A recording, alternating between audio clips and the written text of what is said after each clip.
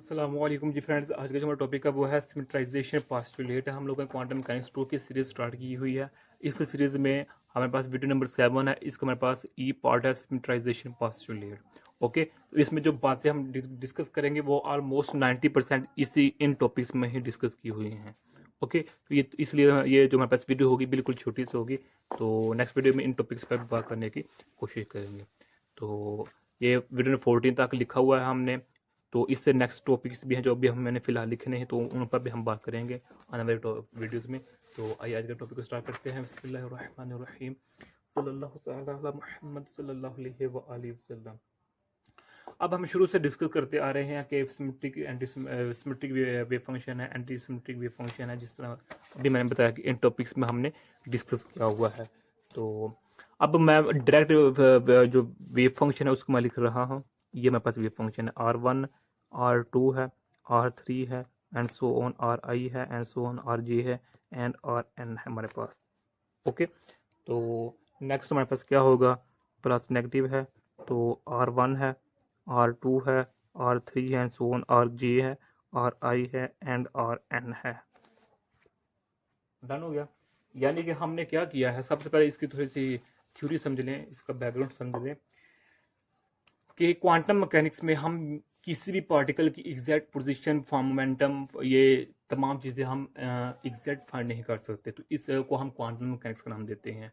अगर हमें exact momentum का पता लगा किसी भी पार्टिकल का, तो एग्जैक्ट मोमेंटम पता होने का मतलब क्या है कि इस दूसरी प्रॉपर्टीज पर कोई फर्क ना पड़े, पोजीशन पर फर्क ना पड़े, मोमेंट एंगुलर मोमेंटम पर फर्क ना पड़े, वेलोसिटी पर फर्क ना पड़े। जब हम मोमेंटम को एग्जैक्ट फाइंड कर लें तो वो हमारे पास क्वांटम मैकेनिक्स नहीं रहता। तो क्वांटम मैकेनिक्स में अनसर्टेनिटी लाजमी रहती है। मिसाल के तो जो हमारे पास अनसर्टेनिटी प्रिंसिपल है उसके कार्डिक अगर हमें पोजीशन का एग्जैक्ट पता लग गया तो मोमेंटम को हम खो बैठेंगे, मोमेंटम को हमें पता नहीं लगेगा। अगर हमें मोमेंटम का एग्जैक्ट पता लग गया तो हमें एक पोजीशन का एग्जैक्ट नहीं पता लगेगा। ये अनसर्टेनिटी प्रिंसिपल कहलाता है, और यही अनसर्टेनिटी हर क्वांटम मैकेनिक्स के हर टॉपिक्स में, हर एस्पेक्ट्स में पाई जाती है। ओके, तो अगर ये मेरे पास ए पॉइंट है, ये बी पॉइंट है, तो अगर क्वांटम मैकेनिक्स में बात करें, क्वांटम मैकेनिक्स में अगर एक पार्टिकल इस पाथ को फॉलो कर रहा है, हालांकि हम क्वांटम मैकेनिक्स में एग्जैक्ट कह नहीं सकते कि एक पार्टिकल है, क्वांटम पार्टिकल है, वो इस पाथ को फॉलो कर रहा है, लेकिन हम अपनी आसानी के लिए कह रहे हैं कि वो इसको फॉलो करता है। तो अब हम ये नहीं कह सकते कि पार्टिकल यहाँ होगा, यहाँ होगा, यहाँ होगा, यहाँ यहाँ यहाँ या फिर कहाँ होगा। तो फिर हम अपनी आसानी के लिए इसकी प्रोबेबिलिटी निकाल लेते हैं, स्क्वायर ले लेते हैं। तो फिर भी हम प्रोबेबिलिटी में भी जाकर हम ये एग्जैक्ट नहीं कह सकते कि पार्टिकल यहाँ मौजूद है या यहाँ या फिर यहाँ। हाँ, ये हो सकता है कि हम अंदाज़ा लगा सकते हैं कि पार्टिकल में भी यहाँ यहाँ हो सकता है, या फिर या इस यहाँ यहाँ हो सकता है। ओके, तो जब हम प्रोबेबिलिटी निकालेंगे, यानी कि ये हमारे पास एन फंक्शन है, यानी कि इधर हमने एन पार्टिकल्स लिए हुए हैं। अगर हम दो पार्टिकल लेते हैं तो उसके लिए हमारे पास R1 R2 ये होगा। ओके, तो हमारे पास उसके लिए हमारे पास ये होगा। तो अब यहाँ देखें कि हमारे पास क्या सीन है। अब यहाँ पॉजिटिव और नेगेटिव है एक को, यानी कि हमारे पास ये बन जाएगा R1 R2 is equal to क्या है, पॉजिटिव है हमारे पास, और एक हमारे पास क्या है, नेगेटिव में है। दो हमारे पास न्यू फंक्शंस बन चुके हैं। ओके, तो एक सिमेट्रिक है और एक हमारे पास क्या है, एंटी सिमेट्रिक है। तो अब यहाँ क्या है कि ये टू पार्टिकल्स, ये हमने एन पार्टिकल्स के लिखा हुआ है। डन हो गया। तो यानी कि इसके ऊपर वाला जो स्टेप होता है वो मेरे पास स्टेप ये है, R1 R2 RI RJ RN, ये मेरे पास है R1 R2 and so on, RJ है, RI है, एंड RN है। ये मेरे पास जब इसका हम स्क्वायर लेंगे तो मेरे पास ये फंक्शन आ जाएगा, ये मेरे पास इक्वेशन आ जाएगी। अब यहाँ हमारे पास दो इक्वेशन है, एक पॉजिटिव में है और एक नेगेटिव में है। ओके, अगर हमारे पास ये साइन चेंज नहीं होता, यानी कि प्लस में ही रहता है, तो उसको हम कहेंगे ये हमारे पास सिमेट्रिक वेव फंक्शन है। और अगर ये इसका साइन चेंज हो जाएगा तो उसको हम कहेंगे हमारे पास ये क्या है, एंटी सिमेट्रिक वेव फंक्शन हमारे पास कहलाता है। ओके, तो अब जब हमारे पास सिमेट्राइजेशन पोस्टुलेट है। अच्छा, यहाँ एक बात रह गई है कि यहाँ देखें हमने RI RJ का किया है, इधर हमारे पास RJ है RI है, यानी कि हमने क्या किया, चेंज किया हुआ है।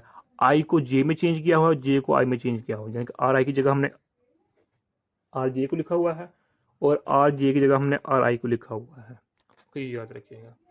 अब जो मेरे पास सिमेट्राइजेशन पॉस्टुलेट है वो ये क्या क्या कहता है कि अगर हम हमारे पास n पार्टिकल्स हैं, अगर हम उसमें i को j की जगह पर और j को i की जगह पर, यानी कि हम पोजीशन को चेंज कर दें, उनकी जगह को चेंज कर दें, तो हमारे पास जो फंक्शन होगा या तो वो टोटली सिमेट्रिक होगा या टोटली क्या होगा, एंटी सिमेट्रिक होगा।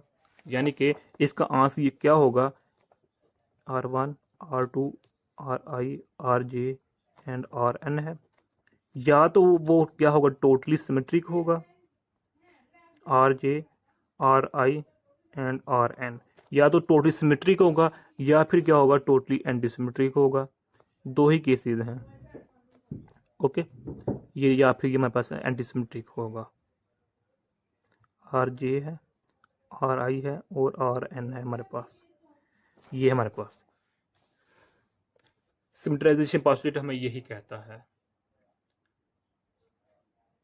अब जो हमारे पास सिमेट्रिक वेव फंक्शन है, इसको वही पार्टिकल फॉलो करेंगे जिनका स्पिन जो स्पिन है वो इंटेग्रल हो। इंटेग्रल का मतलब है जिनका स्पिन ये हो, इंटेग्रल हो, वोल इंटेग्रल हो जिसको हम कहते हैं, सो ऑन है। और इसको वही फॉलो करते हैं जिनका हाफ इंटेग्रल हो। ओके, हाफ इंटेग्रल हो ये वाला। एंटी सिमेट्रिक वेव फंक्शन को ये पार्टिकल फॉलो करते हैं जिनका स्पिन हाफ हो, और सिमेट्रिक वेव फंक्शन को वो पार्टिकल फॉलो करते हैं जिनका स्पिन इंटेग्रल हो। अब यहाँ हमारे पास ओड नंबर आ रहे हैं, इधर हमारे पास 1 होता है। ओके, तो अगर इधर हमारे पास इवन आ जाएगा तो हमारे पास वो एंटी सिमेट्रिक यानी कि वो फर्मियोन्स यानी कि वो हमारे पास हाफ नहीं रहेगा। तो ऐसे पार्टिकल जो इन स्पिन को फॉलो करते हैं उनको हम कहते हैं ये हमारे पास क्या है, बोसोन्स हैं, बोसोन्स हैं। और ऐसे पार्टिकल जो इनको फॉलो करते हैं उनको हम कहते हैं फर्मियोन्स हैं। या फिर इन अदर वर्ड्स हम ये कह सकते हैं, ऐसे पार्टिकल्स जो इस इक्वेशन को फॉलो करते हैं उसको हम बोसोन का नाम देते हैं, ऐसे पार्टिकल जो इस इक्वेशन को फॉलो करते हैं, इस वेव फंक्शन को फॉलो करते हैं, उसको हम फर्मियोन्स का नाम देते हैं। ओके, अब बोसोन्स में कौन कौन से पार्टिकल्स आ जाते हैं, मिसाल के तौर पर फोटोन्स हैं, पियोन्स हैं, अल्फा पार्टिकल्स हैं, ये हमारे पास बोसोन्स हैं। फर्मियोन पार्टिकल में कौन से पार्टिकल आ जाते हैं, मिसाल के तौर पर क्वार्क्स है, इलेक्ट्रॉन्स हैं, पॉजिट्रॉन्स हैं, प्रोटॉन्स हैं, या फिर हमारे पास क्या है, न्यूट्रॉन्स हैं। ओके, ये हमारे पास यहाँ आ जाते हैं। तो इन एज अ रिजल्ट हम ये कह सकते हैं कि अगर हमारे पास सिमेट्रिक वेव फंक्शन है तो उसमें हमारे पास जो वेव फंक्शन साई होगा वो हमारे पास पॉजिटिव होगा। ओके, और अगर हमारे पास एंटी सिमेट्रिक वेव फंक्शन है उसमें हमारे पास जो साई होगा वो ये नेगेटिव हो जाएगा, ये वाला। ओके, जब हमारे पास सिमेट्रिक वेव फंक्शन है तो इसमें जब हमारे पास स्पिन होता है वो हमारे पास क्या होता है, 0 होता है या 1 होता है या 2 होता है या 3 होता है, यानी कि ये वाले। ओके, ये ओके, और इसमें जो होता है उसमें हमारे पास क्या होता है, हाफ होते हैं। ओके, और सिमेट्रिक में के एग्जांपल क्या है, बोसोन्स हैं, और इसमें क्या है, फर्मियोन्स है। इसकी सिमेट्रिक की क्लास बोसोन्स कहलाती है और एंटी सिमेट्रिक की क्लास क्या कहलाती है, फर्मियोन्स कहलाती है। ये तो यही आज का हमारे इतना सा टॉपिक था। मैं उम्मीद करता हूँ आप लोगों को इस वीडियो की समझ आ गई होगी। अगर आप लोगों ने अभी तक हमारा चैनल पाक एम अकेडमी इसको सब्सक्राइब नहीं किया तो प्लीज़ सब्सक्राइब कर दें। अगर वीडियो अच्छी लगी है तो लाइक कर दीजिए। अल्लाह खैर, अपनी दुआ में याद रखिएगा। अस्सलाम वालेकुम व रहमतुल्लाहि व बरकातुहू।